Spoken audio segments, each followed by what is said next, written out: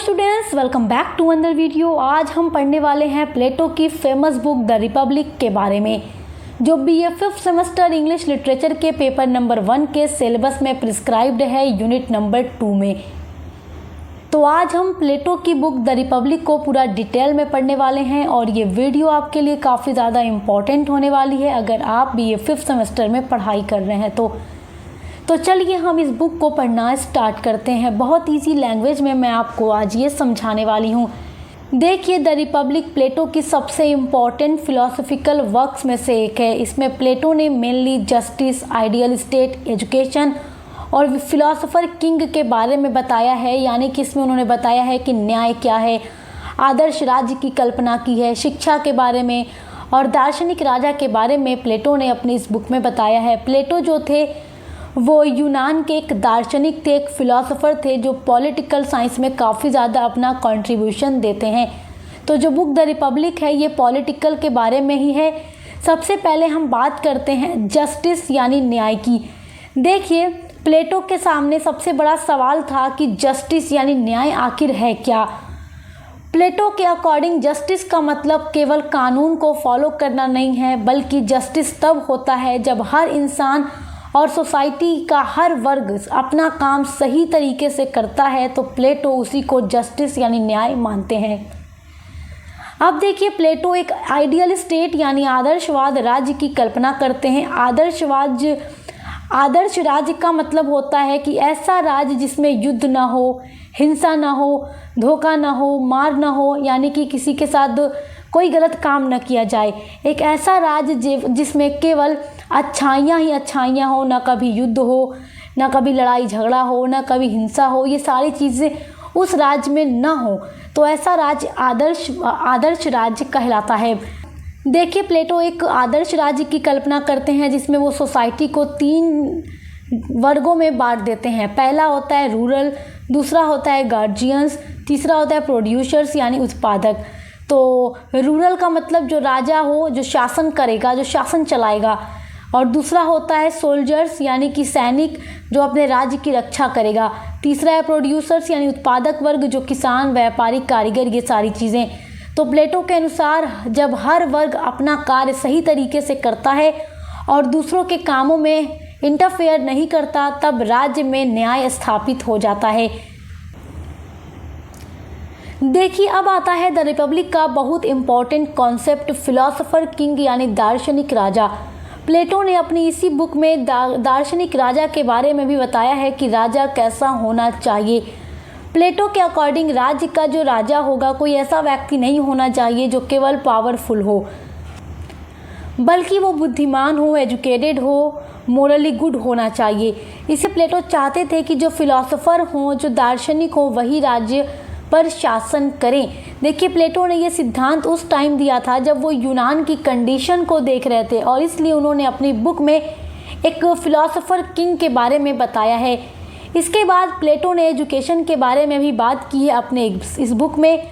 उनके according education का purpose केवल नॉलेज देना नहीं होता कि लोगों को केवल ज्ञान मिलता रहे और वही एजुकेशन है, बल्कि प्लेटो का कहना है कि हर इंसान का कैरेक्टर, उसकी थिंकिंग डेवलप हो। ये भी एजुकेशन का एक काम है कि हर इंसान का कैरेक्टर अच्छा हो, वो मोरल रूप से अच्छा हो, उसकी थिंकिंग बेस्ट हो, तो ये भी काम एजुकेशन का होता है। देखिए, आइए अब बात करते हैं द रिपब्लिक के सबसे फेमस पार्ट की, एलेगोरी ऑफ द केव। ये द रिपब्लिक का सबसे फेमस पार्ट है और यहाँ से एग्ज़ाम में लॉन्ग क्वेश्चन भी आता है। देखिए, प्लेटो कुछ लोगों की कल्पना करते हैं जो एक केव यानी गुफा में रहते हैं और वो बंधे हुए हैं और उनके हाथों में जंजीरें लगी हैं।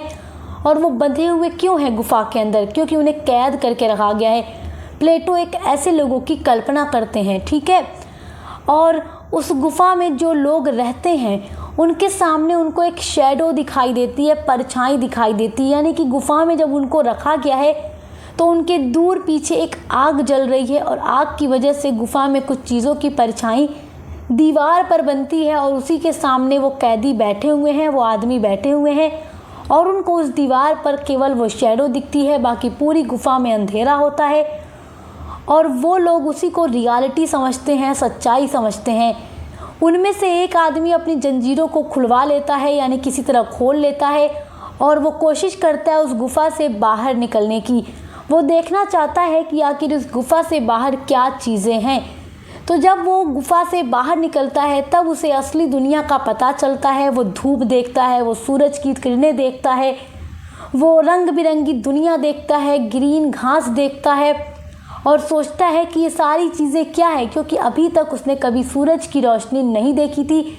केवल उस गुफा में रहकर उसने परछाई को ही असली दुनिया माना था, सच्चाई मानी थी। लेकिन जब वो उस गुफा से बाहर निकलता है तो वो हैरान रह जाता है। तब उसे असली दुनिया के बारे में पता चलता है। तब वो सोचता है कि क्यों ना वो अपने दोस्तों को भी जाकर इस चीज़ के बारे में बताए और उनको यहाँ लिवा आकर असली दुनिया को दिखाए। तो जब वो अंदर गुफा में जाता है और अपने दोस्तों से इसके बारे में बताता है तो वो लोग उसका यकीन नहीं करते और उसको मारने की कोशिश करते हैं। तो ये चीज़ जो बताते हैं प्लेटो, इसकी सिंपल मीनिंग है कि जब कभी कभी हम जो देखते हैं उसे पूरी तरह सच मान लेते हैं। एजुकेशन और नॉलेज हमें इग्नोरेंस से बाहर निकाल कर ट्रुथ को समझने में मदद करती हैं। तो मेरे प्यारे स्टूडेंट्स, आई होप कि आप ये समझ गए होंगे कि प्लेटो ने अपनी बुक द रिपब्लिक में किन चीज़ों के बारे में बताया है। देखिए, प्लेटो का कहना है कि एक अच्छा स्टेट तभी बन सकता है जब वहाँ के जो रहने वाले लोग हैं वो अपना काम सही से करें, ईमानदारी से करें, कोई किसी के कामों में दखलंदाजी ना करे, एजुकेशन अच्छी हो और शासक जो हो वो फिलोसोफर किंग हो, तो वो राज्य अच्छा है। यानी कि वो एक आदर्शवाद राज्य की कल्पना करते हैं जिसके बारे में उन्होंने अपनी बुक द रिपब्लिक में बताया है। सो आई होप कि आप इसकी समरी समझ गए होंगे।